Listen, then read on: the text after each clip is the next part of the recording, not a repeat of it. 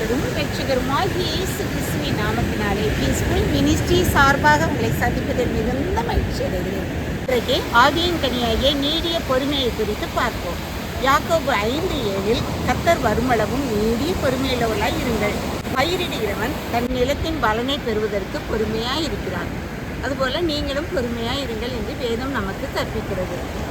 நீடிய பொறுமையுள்ளவன் எல்லாவற்றையும் சுதந்திரித்துக் கொள்வான். நம்மால் நீடிய பொறுமையுள்ளவர்களாக காணப்பட முடியும் என்று எண்ணுகிறீர்களா? முடியாது. ஏனென்றால் நமக்கு பொறுமையே கிடையாது.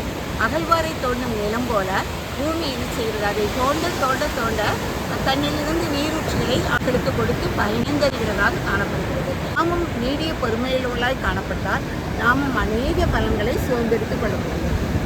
நீடிய பொறுமையுள்ளவனாக எப்படியாக பூமி தன் பலனை தரும் என்று விவசாயி அந்த குறிப்பிட்ட நாட்கள் வரையும் அதற்கு தண்ணீர் வைத்து களை வெட்டி அவன் அதை பண்படுத்துகிறானோ அதுபோல் நம்முடைய வாழ்க்கையில் ஆண்டவர் நாம் நீடிய பொறுமையுள்ளவர்களாக இருக்கும் பொழுது நம்முடைய வாழ்க்கையை பண்படுத்தி பரலோக ராஜ்யத்துக்கு நாம் செல்லத்தக்க அந்த ஒரு மகிமையான கிரீடத்தை நமக்கு தரத்தக்கதாக அவர் விரும்புகிறார். அவர் விரும்பும் வண்ணம் நாம் வாழ்வோம் என்றால் நீடிய பொறுமையுள்ளவர்களாக காணப்படுவது நாம் சகலத்தையும் பூமியில் வாழும் நாட்டிலும் சரி அதனுடைய சமூகத்தில் நம்ம காணப்படும்போதும் சரி எல்லாவற்றையும் நம்ம சுதந்திரத்துக் கொள்கிறவர்களாக காணப்படும். யோகுவை நாம் எடுத்துக்கொள்வோம் என்றால் யோகு எவ்வளவு நீடிய பொறுமையிலவனால் காணப்பட்டான்னு பார்த்தீங்களா? அவன் தன்னுடைய வாழ்க்கையில் சகலத்தையும் இழந்தான்.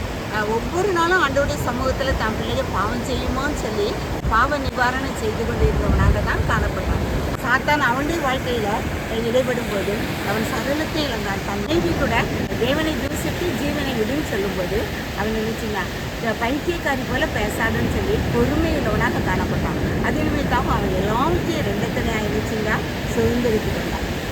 நாமும் கூட நம்முடைய வாழ்க்கையில் போராட்டங்கள் உண்டு, பிரச்சனைகள் உண்டு, எல்லாம் உண்டு. இதை எல்லாவற்றையும் மத்தியிலும் நாம் பொறுமையோடு காணப்படுவோமே. ஆனால் நாமும் ஆண்டவருடைய சமூகத்தில் எல்லா காரியங்களையும் எத்தனையான ஆசீர்வாதங்களை பெறுகிற பிள்ளைகளாக காணப்படுவோம். தானியேலுக்கும் தெரியும் தான் சுற்றி கதிர்ல போடப்படுவான்னு. ஆனால் அவன் அதை குறித்து கவலைப்படாதவனாக ஆண்டவரையே அவன் நோக்கி பார்த்த நிமித்தமாக அவன் நிமித்தமாக தனி ராஜா அந்த ராஜாங்கமே எனது ஆண்டவரை நோக்கி பார்த்த ஆண்டவர் திரும்பி செய்வார். அது நிமித்தமாக நாமும் நம்முடைய வாழ்க்கையில் ஒவ்வொரு நேரமும் நீடிய பொறுமையுள்ளவர்களாய் இருந்து மற்றவர்களுக்கும் சமூகத்துக்கும் நம்மோடு இருப்பவர்களுக்கும் நாம் ஆசீர்வாதமாக காணப்பட ஆண்டவர் நம்மை அழைக்கிறார். கர்த்ததாமே இந்த வார்த்தைகளை ஆசீர்வதிப்பாராக.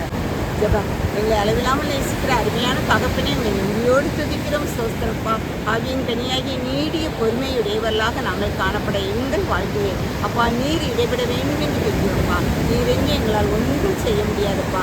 நீரே அப்பா சகல ஞானத்தின் காரண ராஜா. உம்முடைய ஞானத்தை எங்களுக்கும் தந்தீர்கள். ஒவ்வொருவரையும் வழிநடத்தும். எங்களை காட்டி உடைய கரத்தில் ஒப்புப்படுத்தும். பொருட்படுத்தப்படும் வழிநடத்தும். இயேசுவின் மூலம் கேட்ட நல்ல